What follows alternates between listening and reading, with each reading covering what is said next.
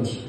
Amém? Meus irmãos, a Bíblia nos vai nos dizer aqui nesse livro do profeta Ageu, um profeta que é pouco pregado lá na minha região, mas que é bastante conhecido. Nós vemos aqui, e eu tenho uma observação a fazer, uma preocupação de Deus para com seu povo. A Bíblia nos diz que Pedro, quando nega Jesus por 3 vezes, a Bíblia nos mostra que Pedro, ao negar Jesus, nós sabemos que a história vai nos dizer que ele é levado, é crucificado, passa 3 dias, Jesus ressuscita. A Bíblia nos mostra que logo depois que Jesus ressuscita, em João diz que Jesus vai ao encontro de Pedro, e Pedro estava no barco a pescar.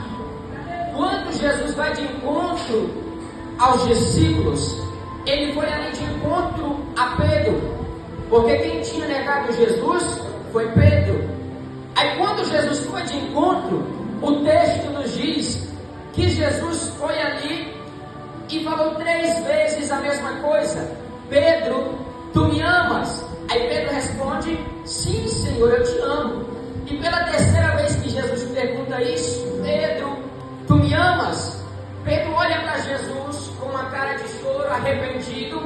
Aí Pedro diz: sim, Senhor, tu sabes de todas as coisas. Ou seja, a Bíblia nos diz em Salmo 139, no versículo de número 1: Senhor, tu me sondas e me conheces. Ou seja, Deus sabe de todas as coisas. O Senhor sabe da tua necessidade. O Senhor sabe das tuas lutas. O Senhor sabe das tuas fragilidades. O Senhor sabe das guerras que tu enfrenta no teu dia a dia. O Senhor sabe das tuas incertezas. O Senhor sabe das dúvidas que às vezes vêm em nossos corações. E o que eu acho interessante disso é porque Ele conhece o nosso pecado levantado. E a Bíblia diz em Mateus que antes mesmo de nós falarmos, Ele já sabia do que nós ia precisar. Mas Ele quer ouvir da nossa boca. Ali eu vi observando o cartaz, é uma campanha do Círculo de Oração. E em 1 Tessalonicenses diz para nós orarmos sem cessar. A importância da oração na vida do cristão é muito grande. Ei, Deus, Ele sabe das nossas necessidades, sabe? Só que eu tenho um negócio para te falar. Quem o Pai ama, o Pai põe na prova. Quem o Pai ama, o Pai põe na prova. Quem o Pai ama, o Pai bate também. Quem o Pai ama, o Pai corrige. Mas também quem o Pai ama, o Pai promove. Quem o Pai ama, o Pai abençoa. Quem o Pai ama, o Pai exalta na hora certa, no momento certo, no tempo determinado, da vontade dEle. Louvado seja Deus. A Bíblia nos diz que José quando estava ali com os seus irmãos, Jacó amou mais a José do que os seus demais irmãos. E a Bíblia vai nos dizer que Jacó abençoou o seu filho com uma túnica. E aquela túnica significava honra naquele tempo. Quando Jacó deu aquela túnica para o seu filho, a Bíblia nos diz que os seus irmãos o odiaram. Mas eu quero te dizer uma coisa nesta noite. O que gera bênção nas nossas vidas é obediência. O que gera bênção na tua vida é obediência. O que gera bênção na tua vida é obediência. Eu só vou parar quando glorificar. O que gera bênção na tua vida é obediência. O que gera bênção na tua vida é obediência. O que gera bênção na tua vida é obediência ao Senhor. Jacó ganhou aquela túnica. Aquela túnica significava honra. Os irmãos de José o odiaram porque ele ganhou aquela túnica. Mas eu vou repetir mais uma vez: o que gera bênção é obediência. Tu pode estar passando pela prova, mas vai chegar o tempo da dupla honra na tua vida. Tu crê nisso? Levanta as tuas mãos para aos céus, porque a palavra profética sobre a tua vida nesta noite. Louvado seja Deus. Nós estamos em um culto profético. Louvado seja o Senhor. José foi obediente.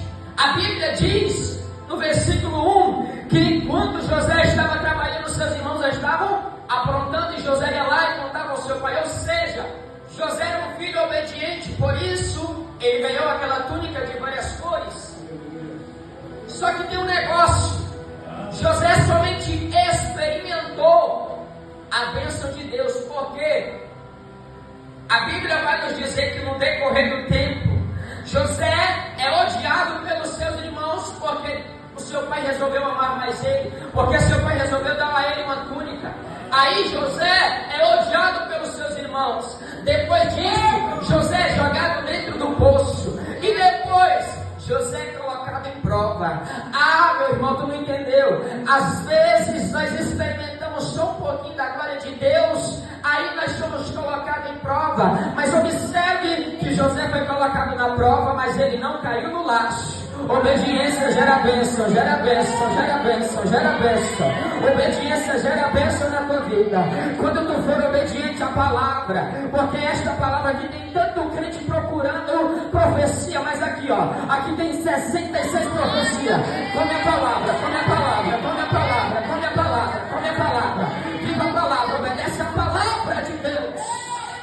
Lá para trás, pastor e me decanta, arabagana, sai. Viva a palavra do Senhor Jesus. Glória a Deus. José foi provado pelos seus irmãos. José foi provado por Deus. Quer dizer, mas ele foi colocado numa prisão logo após de ser provado e não cair no laço. Ei, olha para cá. Eu vou fazer uma contextualização aqui. José foi colocado numa prisão. Há um texto na Bíblia que diz que quando foi colocado na prisão, Paulo e Silas estavam adorando ao Senhor. Quando tu estiver na prisão, quando as correntes estiverem fechadas, quando a porta estiver fechada, está aí o segredo: é adoração, é adoração, é adoração. Deixa eu ver quem vem adorar, deixa eu ver, deixa eu ver. Se tu vem adorar, adora, adora, adora, adora, adora. Se tu vem adorar, adora. Se tu é do glória, dá glória. Se tu é do aleluia, dá aleluia. Porque Jesus está aqui para ouvir a tua adoração nesta noite. Louvado seja o nome do Senhor Jesus. Eles estavam na prisão, mas estavam adorando. A prova pode estar grande, mas continue adorando. Está faltando feijão, continue adorando, porque Deus vai prover. A porta está fechada, continue adorando, porque Deus vai abrir. Está faltando emprego, continue buscando, porque a providência vem de Deus. A porta quem abre é Ele, quem determina o tempo é Ele, quem fecha é Ele, quem abre é Ele quem fala, é Ele quem faz. É do jeito dele, porque Ele é Deus. Louvado seja o Senhor. Obediência gera bênção nas nossas vidas. A irmã citou aqui que tinha muitos jovens. Eu não ia contar meu testemunho não, mas eu vou falar. Você sabe por que eu vou ver esse hino? E por que eu perguntei se tinha alguém aqui que cresceu numa cristã, se afastou, depois retornou? Porque faz parte da minha história isso também. Eu cresci numa cristã também, tá ali a minha mãe. Lá no Gurupi, eu vim pregar no retiro aqui no Formoso, em fevereiro. Aí os meninos estavam tudo com camisa regada assim, só eu de paletó de dia, de noite, e o povo ficava achando tudo estranho. Mas foi porque minha mãe me ensinou a vestir desse jeito aqui desde criança. Glória a Deus! Meus irmãos, eu cresci numa cristã. Lá em casa, no Gurupi, tem um vigilhão que é das 6 da tarde até as 6 da manhã. E ali nós íamos para esse vigilhão. Na época meu pai não era cristão. Eu congregava com um pastor chamado Pastor Aguinaldo da igreja Porta Estreita. Alguém aqui conhece?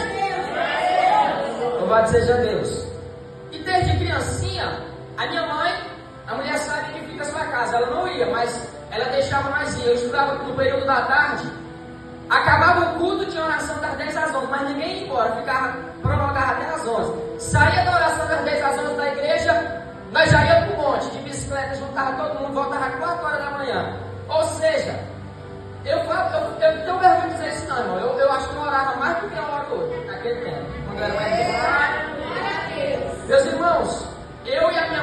intercessores pelo meu pai. Meu pai ainda não era cristão naquela época. A gente subia muito monte. Quando tinha este vigilhão, eles entregavam uma cartinha. Você ia lá dar um pedido de oração. E ali eles levavam para o monte. E eu sempre apresentava o meu pai. Hoje vai fazer 8 anos que meu pai está com o Senhor. Mas chegou um certo período. Escuta isso aqui, Jó. Chegou um certo período que por eu não vigiar pelas certas amizades que eu tinha, como diz lá em 1 Pedro, para vigiarmos porque o diabo está como um leão, fugindo ao nosso derredor, buscando a quem possa tragar. Por falta de vigilância da minha parte, eu não soube escolher as minhas amizades. E ali me levaram a um certo ponto de se afastar dos caminhos do Senhor. Eu vivi coisas que eu nem deveria ter vivido. Talvez estaria vivenciando o que eu vivo hoje se eu não tivesse afastado dos caminhos do Senhor. Amizades que me levaram a ir em lugares que eu nunca tinha ido, a experimentar coisas que eu nunca tinha experimentado, a ver coisas que eu nunca tinha visto. Por falta de vigilância da minha parte. Hoje eu faço parte de um projeto chamado Incendeia Escolas, aonde nós vamos nos colégios lá de Gurupi pregar a palavra de Deus. Por quê? Porque tem muito cristão jovem que às vezes tem vergonha de dizer o que é. E foi o que eu vivenciei. Por isso eu me afastei dos caminhos do Senhor. E ali, meus amados irmãos, eu passei 3 anos afastado do Evangelho. Hoje eu estou com 21 anos.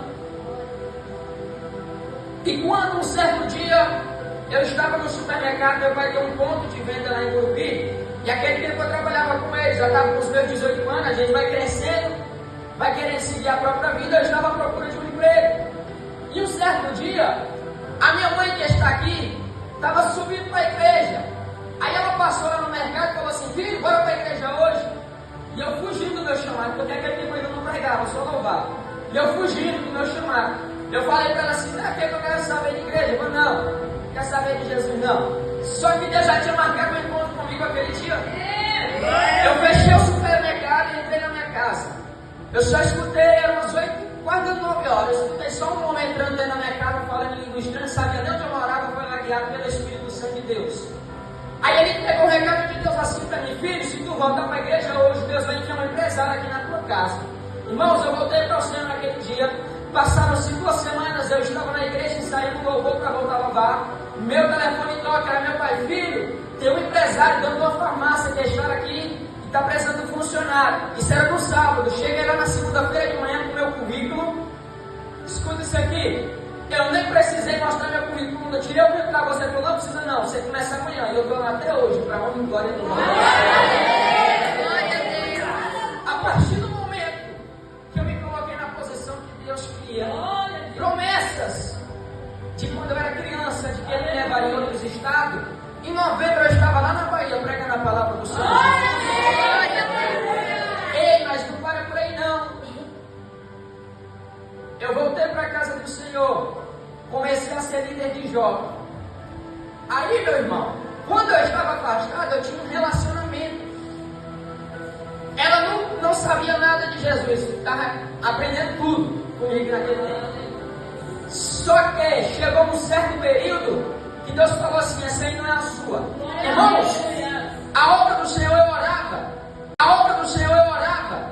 A igreja, o primeiro culto, não ficou nem dentro da igreja. Teve que botar a gente do lado de fora, porque não cabia. Ou seja, Deus estava abençoando a obra através da oração, só que a minha vida espiritual não estava crescendo. Passou um tempo, eu descobri que a mãe dela era afastada desde os 15 anos de idade. Era líder de jovem, afastou. Hoje tem uma banda mudando, com 30 mil seguidores, se não me engano, no Instagram. E louco comum, está afastada há muito tempo. Ou seja, tinha uma carga espiritual. Só que não parou por aí. O pai dela não morava com ela, morava em Porto Nacional. E aí está o mistério: o pai dela era macumbeiro. Aí eu falei: está explicado essa guerra espiritual tremenda. Eu intercedia pela minha vida e pela dela, o negócio não mudava. Parece que o meu nível espiritual não subia. Aí eu ficava aquele negócio: Senhor. Aí Deus falava para mim: não é a tua, não é a tua, não é a tua. E eu teimando. Escuta isso aqui, obediência, né? Gera bênção, como eu falei. A igreja fluía e eu não. Aí chegou um certo tempo que Deus começou a usar pessoas para falar comigo. E eu continuei desobedecendo. Mas aí, como tem um ditado muito famoso, que quem não quer vir pelo amor, vem pela dor. Ela foi para a cidade onde ela morava, onde ela mora lá, que tinha feito uma cirurgia. E aí, meu irmão, eu recebi uma mensagem de uma prima dela. Ei, ela está aqui fazendo tal coisa. Acho que vocês entenderam, né? Meu irmão, aquilo me cortou por dentro, mas eu entendi o que Deus estava falando. A partir daquele dia, meu irmão, a minha vida espiritual começou a mudar. Passou um mês, eu recebi o batismo com o Espírito Santo. Glória a Deus. A partir do momento que eu passei a obedecer, porque a obediência gera bênção, aí foi quando Deus me levou lá em outro estado. Aí foi quando Deus começou a me levar em outras igrejas para pregar a palavra de Deus. Obediência gera bênção. Olha a bênção ali, ó. Você crê nisso, irmão? A partir do momento que tu passar a obedecer ao Senhor, tu vai ver como Deus vai começar a mudar a tua história. A partir do momento que tu começar a obedecer ao Senhor, tu vai ver como Deus vai começar a mudar a tua história. Se eu falar um negócio aqui, talvez vocês nem vão acreditar, ou às vezes vão até ficar de cara. Eu sou vice-pastor da minha igreja. Para vocês entenderem. E eu quero te dizer que tu não precisa ficar admirado não, meu irmão. Jesus começou a pregar, começou a exercer o ministério dele, ele tinha 12 anos. Deus só está procurando alguém que é disposto, que se põe na posição que ele quer, para pregar a palavra, para adorar, para agradecer, para levar aos quatro cantos desta cidade, deste país, a palavra de salvação. Porque quando nós nos colocamos na posição que Deus quer, ele liberta, ele transforma, ele renova, ele restaura, ele te usa como um vaso nas mãos dele. Louvado seja Deus. Deus só está procurando um filho obediente, um filho temente, que vive esta palavra. Louvado seja o nome do Senhor. Olha para esse texto, versículo 19. Mas desde este dia te abençoarei. Aqui nós vemos que foi a glória da segunda casa. Mas na primeira, lá em Êxodo 28, vai dizer que Moisés, Deus fala com Moisés para construir um tabernáculo, um templo. Mas só que esta missão ficou para Davi, só que aí Deus falou assim: não, Davi, calma aí, eu vou fazer com Salomão. Aí Deus levanta Salomão para construir esse templo, e diz a Bíblia que aquele templo era coberto de ouro e de bronze, e tinha duas colunas muito grandes. Observe que a Bíblia diz lá em 2 Reis, que quando o sacerdote foi começar ali o culto, uma nuvem de glória cercou aquele lugar, e ninguém conseguia falar mais nada, porque a glória de Deus tomou o lugar. Tu crê nisso? Tu crê nisso? Porque eu estou sentindo a presença do papai aqui nesse lugar. A presença metafísica, sobre-humana e transcendental do Espírito Santo estar aqui. E em Romanos capítulo 12, versículo 1 diz para nós darmos o nosso culto racional. Se tu vier aqui cultuar, levanta a tua mão e dá glória. Porque a presença do Espírito Santo desceu na casa, desceu na casa, desceu na casa, desceu na casa, desceu na casa, desceu na casa, desceu na casa. Lamanaia Sori Becanta Rabadagasai. A glória da primeira casa foi grande. Aí Nabucodonosor destrói o templo, a Bíblia diz. E aí Deus levanta o profeta Ageu para pregar aquele povo que era necessário reconstruir o templo. E a Bíblia diz que a glória da segunda casa foi maior do que a da primeira. Tu lembra que eu disse que José recebeu uma túnica e ele somente experimentou a boa e perfeita vontade de Deus? É porque Deus está falando, tu experimentou, mas vai chegar a dupla honra na tua vida, vai chegar a dupla honra, vai chegar na tua vida. Tu crê nisso, meu irmão? Levante as tuas mãos e dê glória a Deus nesta noite, louvado seja o Senhor.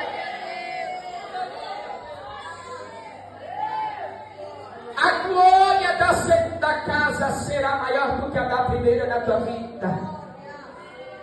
Louvado seja Deus.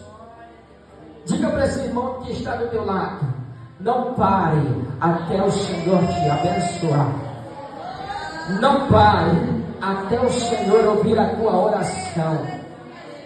Ei, Ana passou foi 25 anos. Foi 25 anos para ela receber a bênção que ela queria. Às vezes nós começamos a orar, passamos uma semana, nós já está querendo a vitória, já está querendo a bênção. Mas há um tempo determinado para todas as coisas. Deus, Ele está querendo somente que nós permanecermos alinhados com a promessa que Ele nos fez nas nossas vidas. Permaneça alinhado com a promessa. Permaneça alinhado com a promessa. Salmo 139, Ele te sonda, Ele te conhece. Ele sabe das tuas lutas. E neste mesmo salmo diz que o Espírito Santo vê todas as coisas. Ou seja, Ele está vendo tu lá no teu quarto chorando. Ele está vendo tu aqui na igreja de joelhos dobrados. Ele está vendo esse círculo de oração clamando para Deus libertar, curar, transformar, renovar. Mas há um tempo.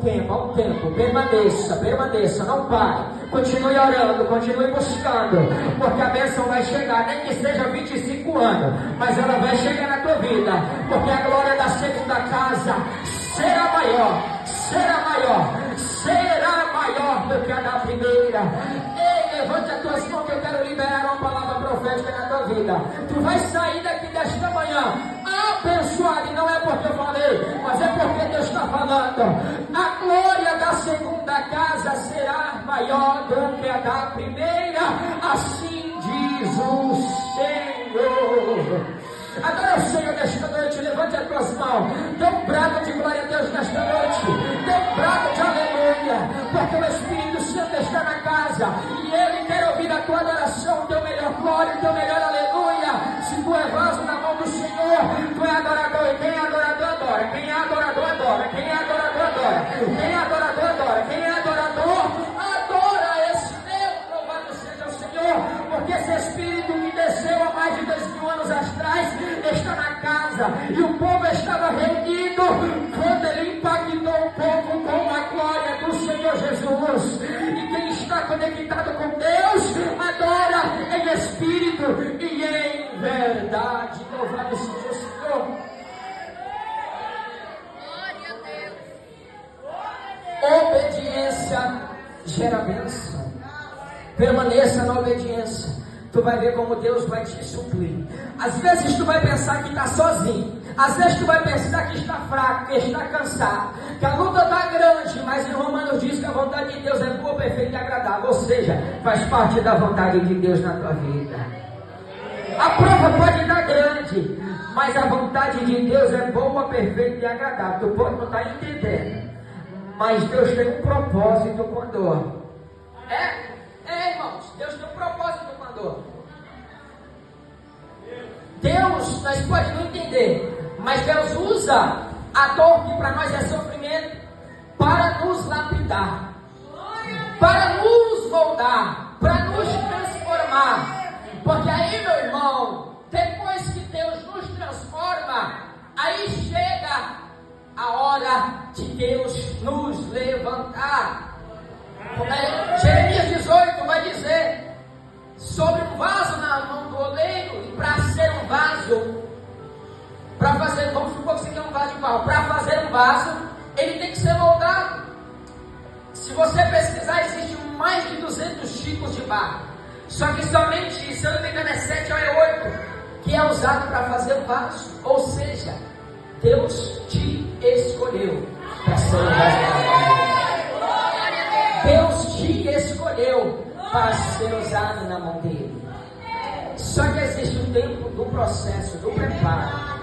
O barro, ele é escolhido, só que ele não é achado em qualquer lugar. Ele é achado lá no lamaçal do pecado, lá na lama, lá no lodo. E assim foi Deus na tua vida. Deus te encontrou lá no lodo, mas Ele vai te fazer um vaso nas mãos dele. Louvado seja Deus. Deus só quer que nós permanecemos e aceitamos o processo de Deus nas nossas vidas. A luta pode estar grande, mas como diz o versículo, ainda desde este dia vos abençoarei. Ou seja, a partir do momento que Deus falar, está falando, não tem como mais mudar. A última palavra vem dele. Em Números diz que Ele não é homem para que minta, e nem filho do homem para que se arrependa. Se Deus prometeu algo na tua vida, Ele é fiel para cumprir. Louvado seja Deus. Deus, Ele só quer que nós tenhamos compromisso com o reino, compromisso com a palavra, viver em sinceridade, em integridade, em santidade. Quantos de nós jovens, irmãos, eu digo isso porque eu sou jovem, quantos de nós jovens às vezes até está dentro da igreja, mas estar dentro da igreja não te torna de Cristo. Porque estar dentro da igreja é fácil, só que estar em Cristo não é estar na igreja, é relacionamento com Deus, é intimidade com Deus, é falar com Deus no secreto. Quantos de nós às vezes entra na igreja e só lê a Bíblia aqui, não lê fora? Quantos de nós entra na igreja até a hora aqui, mas não ora lá fora? E quando nós não temos uma vida de oração, nós nos tornamos vulneráveis aos ataques do inimigo, porque como eu disse, ele está aqui, ó, ao nosso derredor. E se nós não estivermos revestidos do Espírito Santo, ele nos pega, irmão. A Bíblia diz lá em Efésios 6:10, meu irmão, esses demônios que pegam esse povo lá de fora, não mesmo que quer pegar os crentes, não. Efésios 6:10 diz que a nossa luta não é contra a carne e o sangue, mas contra potestades. Ou seja, é potestades, meus irmãos, que atacam nós dia após dia, ó, dia após dia. Ora não, para tu ver. É necessário nós mergulharmos nesse mar, irmão, chama de oração. Se não orar, meu irmão, como é que nós vamos ter o poder de Deus? A Bíblia diz que Deus enviou os discípulos para fazer discípulos, ou seja, a partir do momento que nós aceitamos a Jesus, nós nos tornamos discípulos de Deus. E a Bíblia diz para os seus discípulos, que Jesus falou para os seus discípulos, para ir pregar, curar os enfermos, expulsar demônio. Ou seja, se tu tem vida com Deus de oração, tu tem poder de Deus para expulsar demônio, para curar enfermo, para levantar aquele que está caído, que está fraco, através da tua oração, através da tua oração, através da tua oração. Não pare de orar, não pare de orar, não pare de orar, não pare de orar. Louvado seja Deus. Continue mergulhado neste mar chamado oração. Continue sendo o povo lá de fora, não mesmo que quer pegar os crentes, não. Efésios 6:10 diz que a nossa luta não é contra a carne e o sangue, mas contra potestades. Ou seja, é potestades, meus irmãos, que atacam nós dia após dia, ó, dia após dia. Ora não, para tu ver. É necessário nós mergulharmos nesse mar, irmão, chama de oração. Se não orar, meu irmão, como é que nós vamos ter o poder de Deus? A Bíblia diz que Deus enviou os discípulos para fazer discípulos, ou seja, a partir do momento que nós aceitamos a Jesus, nós nos tornamos discípulos de Deus. E a Bíblia diz para os seus discípulos, que Jesus falou para os seus discípulos, para ir pregar, curar os enfermos, expulsar demônio. Ou seja, se tu tem vida com Deus de oração, tu tem poder de Deus para expulsar demônio, para curar enfermo, para levantar aquele que está caído, que está fraco, através da tua oração, através da tua oração, através da tua oração. Não pare de orar, não pare de orar, não pare de orar, não pare de orar. Louvado seja Deus. Continue mergulhado neste mar chamado oração. Continue sendo fortalecido por este mar chamado oração. Porque se nós continuarmos, meu irmão, ei, tem um negócio que eu esqueci de falar. Ei, se Deus não te abençoar aqui na terra, não te preocupe não, meu irmão. Tem um céu de glória te esperando lá em cima. Tem tanto crente que às vezes pensa que porque se tornou salvo, tem crente que tem uma boa condição, outro não. Só que Deus, Ele nos torna salvos, só que não é todo mundo que Ele abençoa, nós temos que entender isso. Porque o propósito de Deus é te tornar salvo. Ele te tornou salvo, agora nós temos que permanecer salvo. Porque a partir do momento que nós se desviamos, a Bíblia diz que quando nós aceitamos Jesus, é nos dado o poder de ser chamado Filho de Deus. João 1,12. É nos dado o poder de ser chamado Filho de Deus. Então, nós nos tornamos Filho de Deus a partir do momento nós aceitamos Jesus. Desviou? Não é mais não, vai lá pro fogo do inferno. É a verdade, irmão.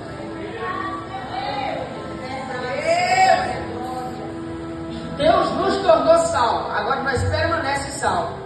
Só que nem todo mundo Deus vai abençoar da mesma forma que Ele abençoou o outro irmão. Por quê? A Bíblia diz que nós estamos guardando no céu. E também, para nós não estarmos apegados com as coisas aqui da terra. Tu percebe que tanto de crente que às vezes quando Deus abençoa, esquece de Jesus e vai focar mais nas coisas da terra. Esquece do que eu estou falando aqui, que é a oração e da palavra. Ei, não te expande não, meu irmão. Se Deus não te abençoar, tem um céu de glória te esperando. Tem um céu de glória te esperando. Permaneça alinhado com a promessa. Permaneça alinhado com Jesus. Permaneça alinhado com Deus. Permaneça tendo o Espírito Santo de Deus dentro de você. Louvado seja Deus. Se coloque sobre os teus pés.